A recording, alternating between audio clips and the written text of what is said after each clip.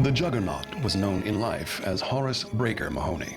Horace was born oversized and horribly disfigured, spending his childhood as an outcast. His mother abandoned him at an early age, and his father put him to work in their junkyard, where Horace's teenage years were spent alone, crushing and chopping up old cars. His father died, and with no parent to steer him, the 7-foot-tall giant snapped. His first kill was a pair of female hitchhikers. He drove them back to the junkyard and tore them apart with his bare hands, feeding the pieces to his dogs. Many more kills followed. His M.O. was towing stranded motorists back to the yard where he would meticulously break every bone in their bodies. But his luck ran out, as it always does, the night he picked up an undercover female cop. It took over a dozen men to subdue the immense giant, 3 of whom lost their lives when Horace broke free of his handcuffs. But poor Horace's struggle eventually ended when 5 officers pumped nearly 50 rounds of ammo into him, and then another clip into his lifeless corpse, just to be sure.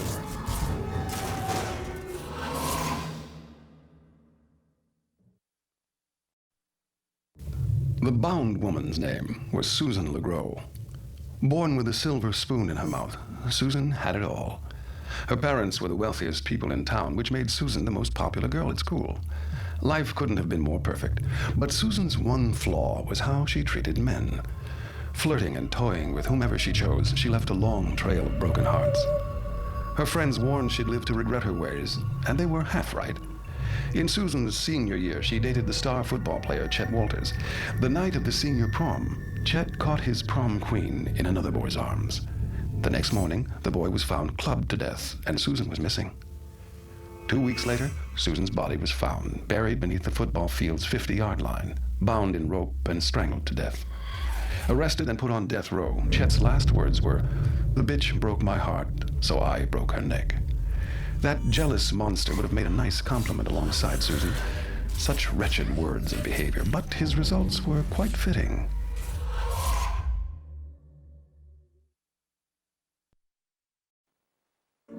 Most people have gambled at least once in their life, but for Jimmy the Gambler Gambino, betting was his life and death.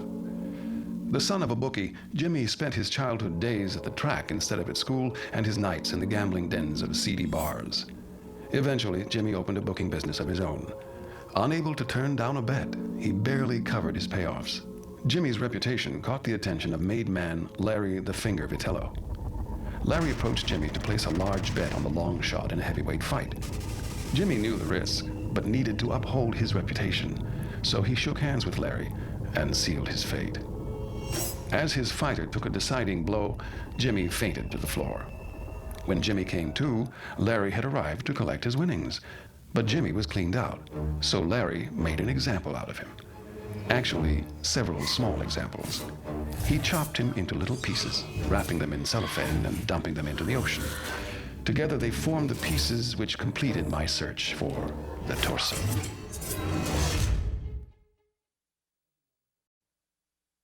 Miss Isabella Smith was my choice for The Pilgrimess. Her story began in 1675 when the orphaned Isabella journeyed from England in the hope of finding a comfortable home in a quaint New England town. But problems began soon after she arrived. The tight-knit townsfolk didn't trust outsiders. When their livestock started to die mysteriously, the town's preacher accused Isabella of witchcraft. She denied the claim, but the town quickly turned against her. As more livestock fell ill, the preacher acquired a mysterious illness. The town rallied into a frenzy, cornering Isabella in a farmhouse, which they lit on fire. But moments later, Isabella miraculously crawled out, still alive, and without a single burn upon her skin. The astounded townsfolk sentenced her to a slow death in the stocks. There she stayed for weeks while children stoned her, women cursed her, and men spat on her. The humiliation proved worse than the pain. Finally, Isabella succumbed to starvation. Whether or not she was a witch, I can't say, but her powerful anguish served my needs well. One of the strangest ghosts I caught had to be Harold Shelburne, the Great Child. His 3-foot-tall mother, Margaret Shelburne, was wildly overprotective of her son, smothering and spoiling him from infancy, and never stopping as he grew. Harold could barely care for himself, and as a result, remained in diapers his entire life. Mocked at every turn, they sought refuge with the traveling freak show run by a man named Jimbo. But even a life in the circus was no escape, as they were continually taunted and tormented by their own twisted kind. One night, some of the freaks kidnapped Margaret as a cruel joke. In a panic-fueled rage, Harold destroyed the entire carnival in search of his mother. When he finally found her, she had died of suffocation. Filled with hatred, Harold grabbed an axe and had his revenge on the freaks, displaying what was left of them in the carnival for every paying customer to see. When Jimbo found out what had happened, he had Harold mutilated beyond what you or I can comprehend. Well, maybe you. And you thought your family was weird.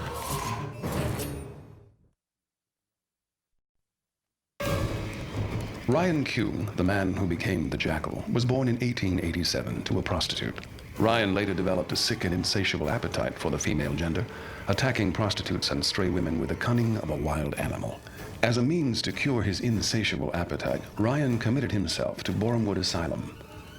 After years of imprisonment in a padded room, he went completely insane, scratching at the walls so violently that his fingernails were torn completely off. The doctors kept him permanently bound in a straitjacket, tying it tighter when he acted out, causing his limbs to contort horribly. Still fighting to free himself, Ryan gnawed through his straitjacket until the doctors finally locked his head in a cage and sealed him away in a dark basement cell. There, he grew to hate any kind of human contact, screaming madly and cowering whenever approached by people. When a fire broke out in the asylum, everyone but Ryan escaped.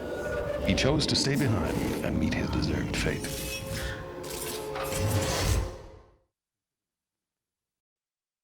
George Markley was a happy, honest blacksmith in the early 1890s before the horrific events that transformed him into the Hammer. A hard-working man named Nathan wrongfully accused Mr. Markley of stealing and threatened to run him out of their booming town. Knowing he was innocent, George stood up to Nathan and refused to move. One day, when George's wife and 2 children were walking home from the market, Nathan and his gang of thugs attacked them, brutally killing them. Enraged, George tracked down Nathan and his friends and beat them to a pulp with his massive blacksmith's hammer. The local townspeople captured George and dragged him back to his shop, where he received a brutal form of frontier justice. Tied to a tree, nails were driven deep into his body with his own hammer. They finished the job by cutting off his most prized possession, his hand. Crudely fastened to his severed appendage was the tool of his livelihood, the hammer, readied for one last chance at vengeance.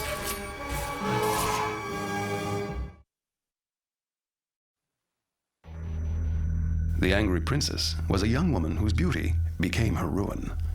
Dana Newman was blessed with the natural looks of a goddess, but cursed with an inability to recognize it. Her vanity and insecurity was only fueled by a string of abusive boyfriends. By the time of her 20s, depression had dragged Dana into a downward spiral of self-loathing that doctors struggled to save her from. Her desperate search for perfection led to employment with a plastic surgeon, where her wage was paid in nose jobs, breast implants, and an endless array of other needless procedures. Alone in the office one night, Dana tried to perform surgery on herself in a desperate attempt to remove an unperceivable imperfection on her face. The unorthodox procedure went horribly wrong, and she was left blinded in one eye. She finally gave up on achieving perfection and mutilated herself in a bathtub until her veins ran dry. When they found her, they said that she was as beautiful in death as she was in life.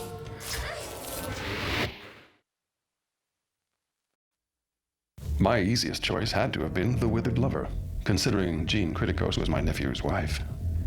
Her burnt and tortured soul held just the magnitude of suffering I required. As a wife and mother, Jean was loving and devoted. I must say that my nephew married a wonderful and proper woman.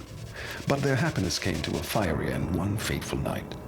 After decorating the family Christmas tree, the family had snuggled together in front of a roaring fire. In the dead of the night, a still smoldering log rolled out onto the carpet, igniting it instantly. The smoke alarm sent Arthur into one of his famous panics.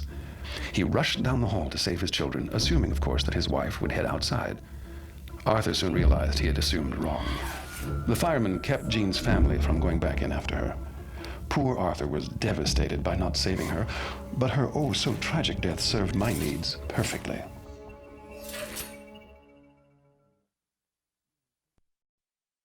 Margaret Shelburne, the dire mother, was a shy woman who could never stand up for herself, partly because she rose to only a mere 3 feet in height.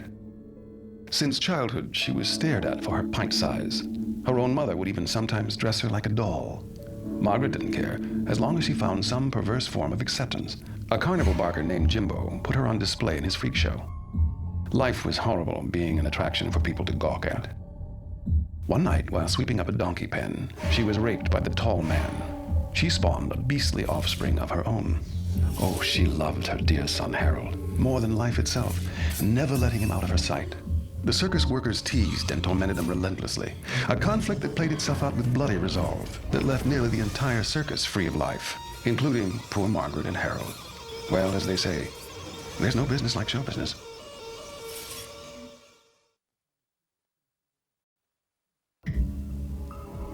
Before he became my firstborn son, little Billy Michaels was simply a stubborn brat. His obsession with the world of cowboys and Indians took precedent over all else. Any attempt to drag Billy out of his fantasy world sent him flying into a rage. His parents thought it all a harmless phase, until the day that a neighbor boy discovered a real bow and arrow in his father's closet and taunted the notorious Cowboy Billy into a duel. But Billy's toy cap gun was no match for the steel-tipped arrow that took his life. His rebellious attitude and refusal to accept defeat was a perfect fit for my violent circle of angry spirits.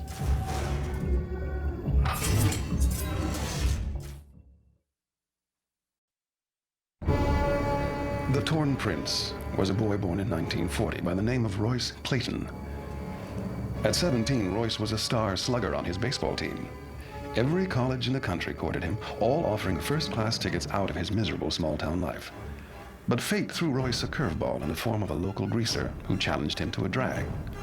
Royce held his own for the first half-mile, then suddenly lost control of his little sweetheart. The hot rod flipped 3 times before bursting into flames. His peers watched in horror as the fire engulfed their fallen hero. Needless to say, he never escaped his small-town life. His remains still buried in a small plot overlooking his beloved ball field.